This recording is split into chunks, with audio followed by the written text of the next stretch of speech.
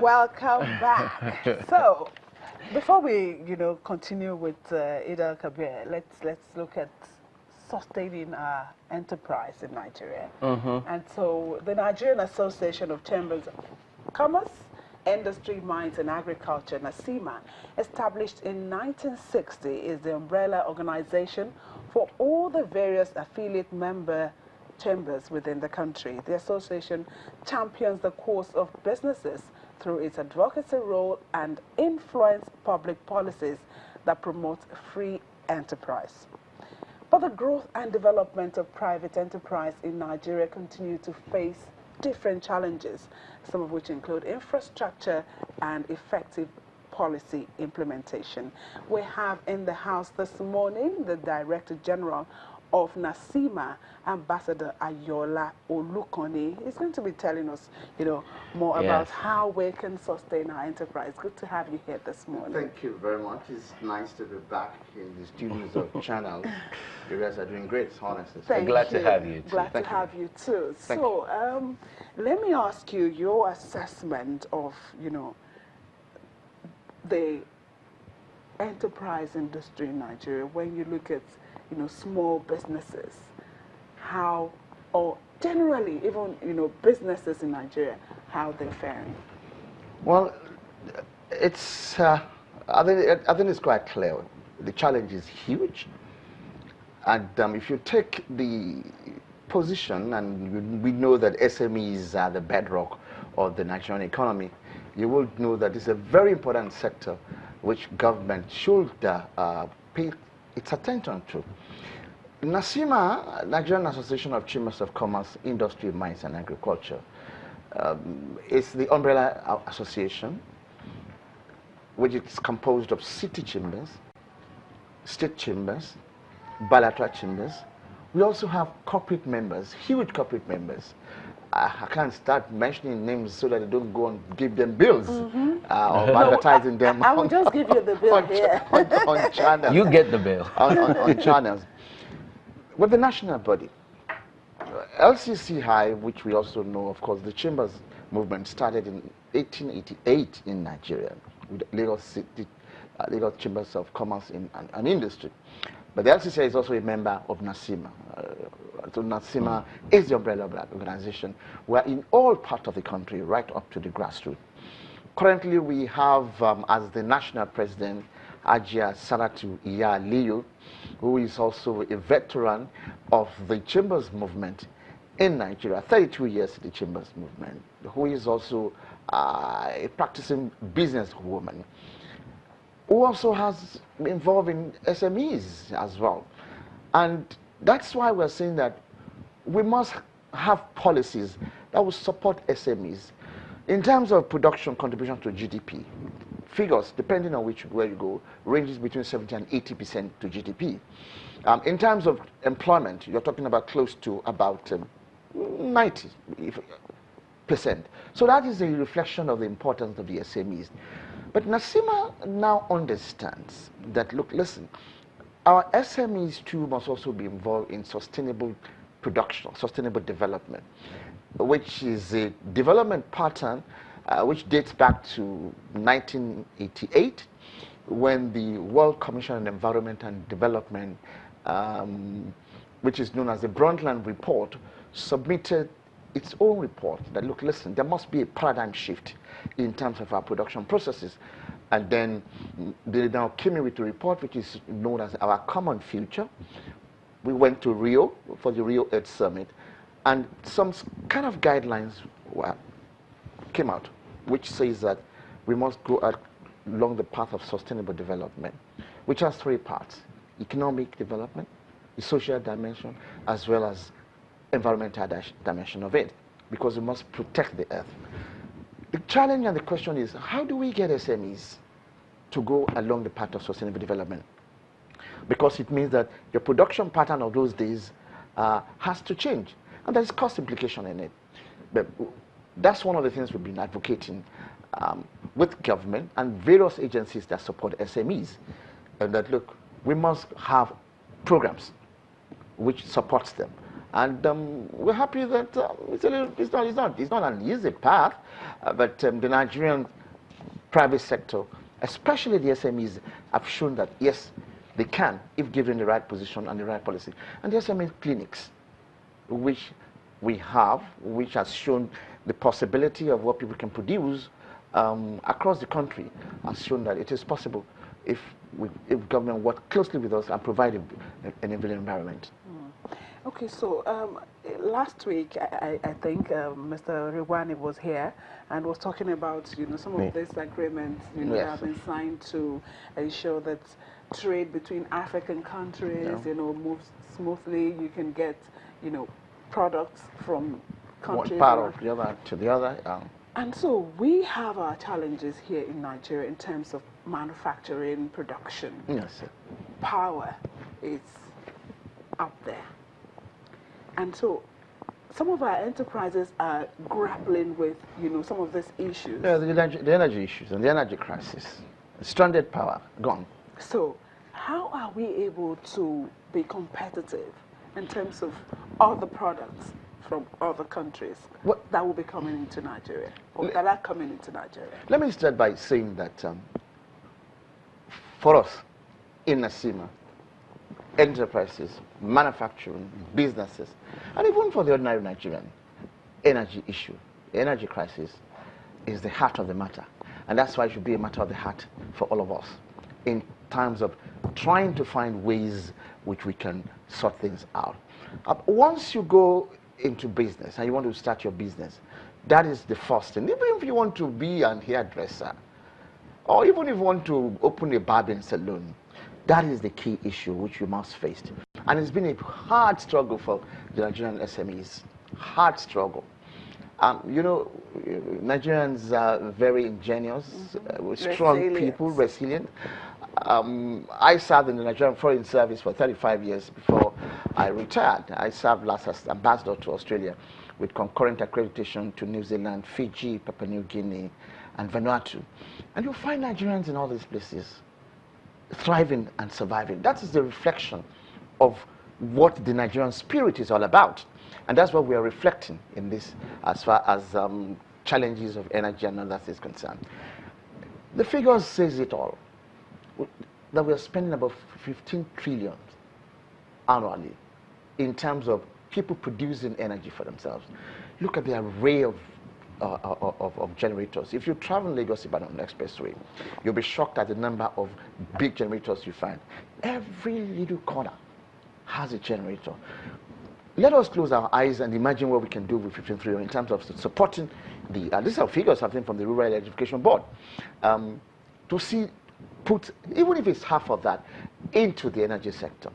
I think that it will help in terms of the challenges there, and that's why NACCIMA continues to advocate that let us look for ways in which we can, maybe perhaps even at the state level. We do have IPP these days, dedicated lines from gas to some section.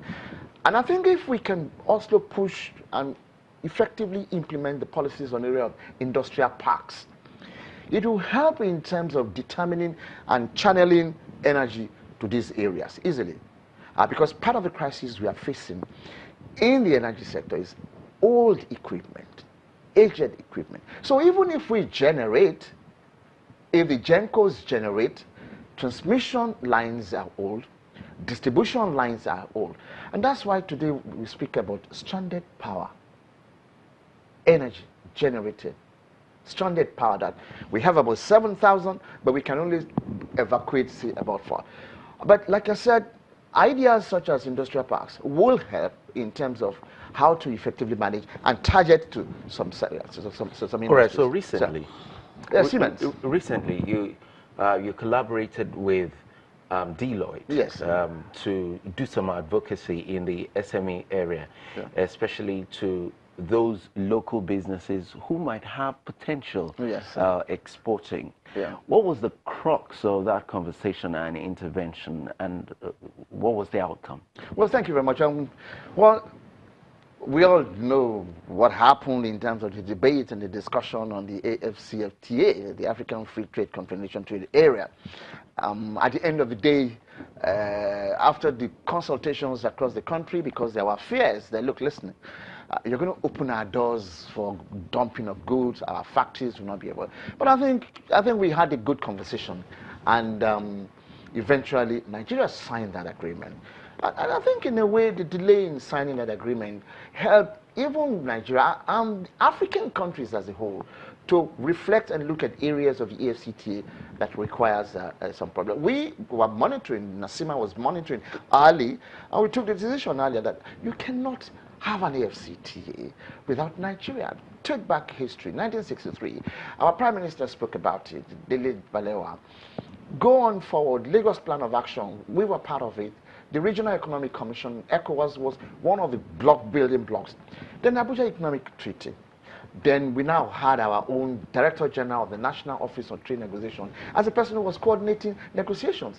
And then our minister, former minister Enelame, was the minister in terms of at the ministerial level. So there's no way. And apart from that, this is Nigeria. When you talk Africa, at the end of the day, this is where you start. So we decided that we must look at it properly, because the CFTA, the Continental Free Trade Agreement, is a private sector initiative. It's not government that is going to operate it. So that was why in NACCIMA we said, let us start and look at it, pierce the corporate veil, so that people can understand. So we started with the AFCTA and the Nigerian private sector. And we had a very good conversation, so people can understand. The second segment of it now is going to be the current state of negotiation. Let us people forget that some of the areas in terms of implementation will not start until about 15, 20 years' time. So you have enough time to put your home in order, the manufacturers themselves, in terms of taking a long view of history. And by now, we have some conglomerates, in a Nigerian conglomerate in 18 African countries. The banking sector. If you go to East Africa, you find your UBA, you find your Nigerian banks. In March, Ghana was recapitalizing and reforming, restructuring the banking sector. You know what happened? 11 Nigerian banks practically took over. So this is the AFCTA now. But you must understand it. There's too many cliches about it. That's why NACCIMA started this series. And it's going to be a long series with Deloitte. We'll look at, then we will now also look at our areas of strength. What are the areas of strength? See what I'm wearing.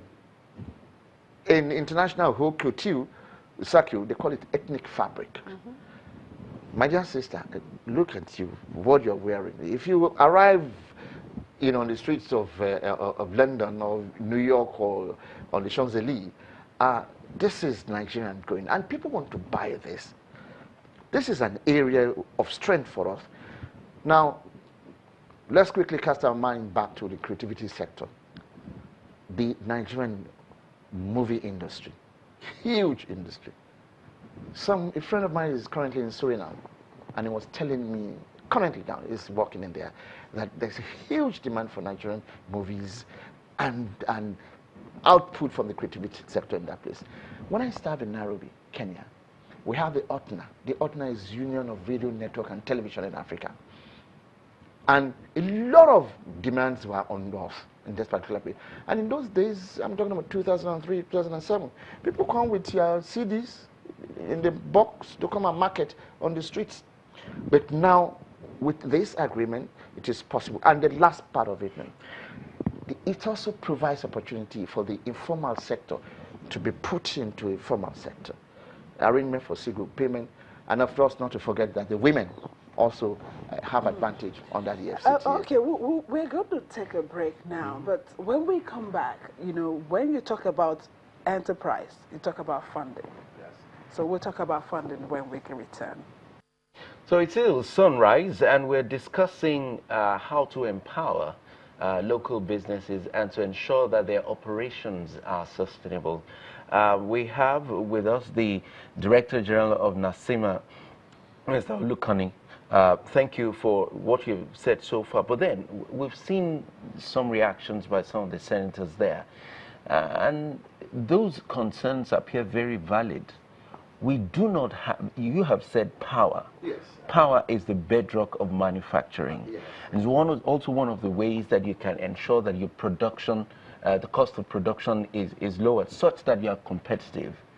Other countries that are going to be bringing stuff into Nigeria, many of them have power. They have re-engineered their power sectors. We have not been able to do that. And if you talk to any SME, you have said it, how much we spend in generating power privately. These are the things that push the cost of products up. So, isn't it valid, these concerns? Or aren't they valid? Of course, those are the valid, concerns. We cannot deny our existential reality in terms of what is happening.